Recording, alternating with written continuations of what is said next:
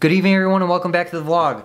Thank you everyone for tuning in and thank you for your support. I really appreciate everyone definitely checking out my videos. I had a blast making the last video for sure when we took my Sierra out and did some messing around in the snow. It was just a really fun day. It was cold, but you know, I just got the opportunity to go out and be a kid again. As you can tell from the thumbnail, I wanted to talk about the 2020 Sierra HD. My initial reactions, what I see that is different from the 2017 Sierra Denali HD that I have, and what is definitely different in the 2020 HD where GM released the pictures today. So I probably found about half a dozen or so pictures that I'll probably be talking about, and we'll go through those together. A lot of you guys have been asking me some questions, and I believe that I've answered them, but if I haven't, I definitely want to answer them in this video. So the two questions that you guys are asking me quite frequently are, what lift am I running? And I can post a link to that video where I talk about the Cognito lift that I'm running and what wheels am I running in some of the pictures that I've posted. So first, I am running a Cognito 4 to 6 inch lift. I got the upper control arms. I also have Fox shocks. It's a 2-inch rear block in the back. I also went with the Kryptonite tie rods. I upgraded the GM tie rods and went with the Kryptonite tie rods. So I'm running a 22x12 -44 specialty forged wheel. I went with that wheel just because I wanted, you know, it all started with, you know, I did it for the gram. Well, I definitely like putting nice components on my truck, as you can tell with the 46-inch Cognito lift. Also, there's a lot of parts coming in that are high quality components. We'll talk about those as those start to come in. But I wanted a forged wheel. I wanted something that would look really good with my black paint. So I have 22x12 -44 offset specially forged wheels. They're wrapped in 35x12.5x22 Toyo MTs. I believe they're a 12 ply. It is a really big wheel and tire when you're standing up next to it. So as soon as I get those pulled out of the garage and we get them on for the summer, I'm definitely going to do a review video about that. The last thing that I want to talk about is the engine block heater. Guys, I do not need it, but I do enjoy instant heat when I get into the truck. The nights get pretty chilly down here. I'm sure it's not as cold as some of the other nights that you guys might be experiencing, but to be able to start the truck and within 3 or 4 minutes have instant heat, that's the primary reason why I'm using the engine block heater. It starts and runs just fine. Have no issues with any cold starts. I might actually do a cold start for you guys one of these days. But that's the main reason behind the engine block heater. All right, so now let's talk about what you guys tuned into this video for, the 2020 Sierra HD. So my initial impressions, I think it looks great. I think it looks a lot better than the Silverado that they released a couple months ago, and you know, overall I'm impressed. The side mirrors or the tow mirrors are still growing on me. I don't really understand why they decided to move it from the window down onto the door panels, but I'm sure they had their reasoning. But you know, as of right now, I'm still not impressed. Alright, so moving around the truck, guys, I think the most noticeable thing to realize is the door step behind the cab doors. I think purposefully it is a really good option. When GM put the side steps into the rear bumpers, I thought that was a great play, and I think that what they're trying to do here with the side step is another good play.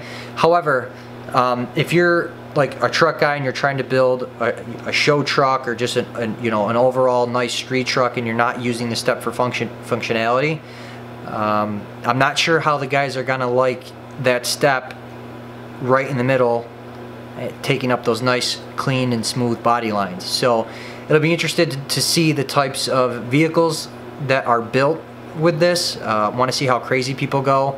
It wouldn't surprise me that if people, when they're doing their body work, they actually kind of wipe that out. I like the clean look, but for functionality, I think the step is a great move.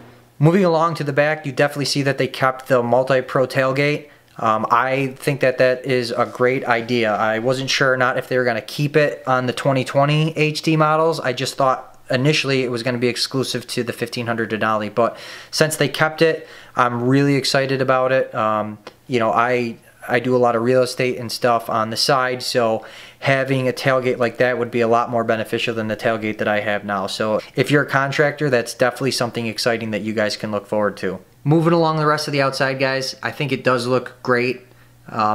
Definitely still an improvement over the Silverado. The Denali trim package which you can tell it's the picture of the vehicle pulling the fifth wheel. It looks like there's still a lot of chrome on the outside, big bold badging and big bold grille like you would see and would expect from the Denali trim package. It looks like they changed the badging up a little bit, moved the Duramax Allison transmission from the top of the hood. It looks like they put it on the side panels. Overall, just a really good look. I cannot wait to actually see this truck in person.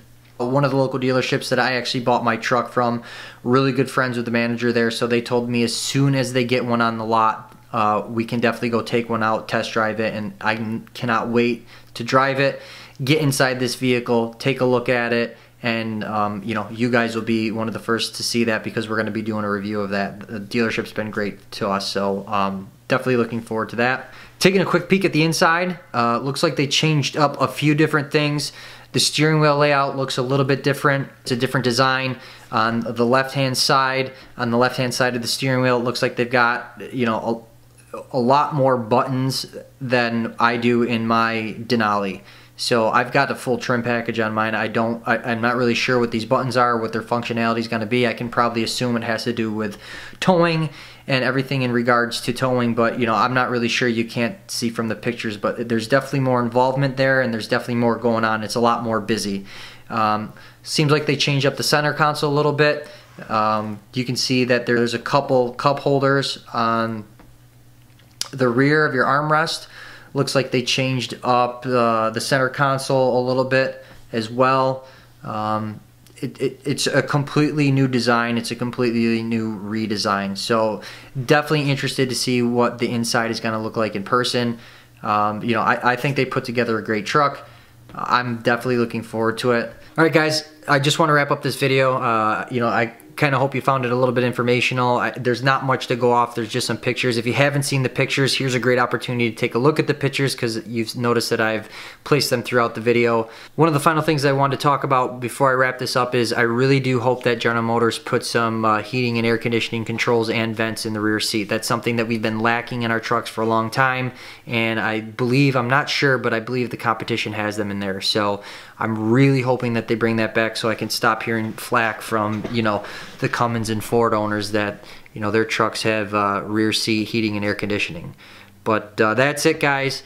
I'm still waiting on tunes. I'm probably going to get an updated video on you for that towards the end of this week. I'm just kind of waiting on how things play out.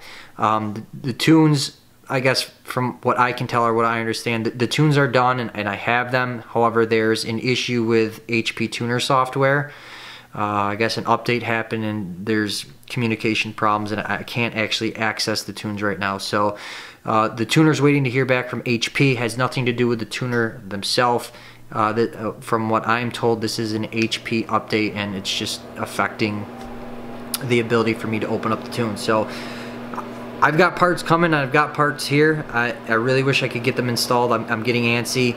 The snowstorm that we had last week kind of solidified some patience for me because I wasn't going to do this. So this was 5 degrees outside and sitting in my garage and freezing. But I'm waiting. I know you guys are too. So stick with me. Again, thank you for all your support. And if you like this video, you found it helpful, please like it, hit that subscribe button, and I'll see you guys in the next upload. Thanks, guys. Bye.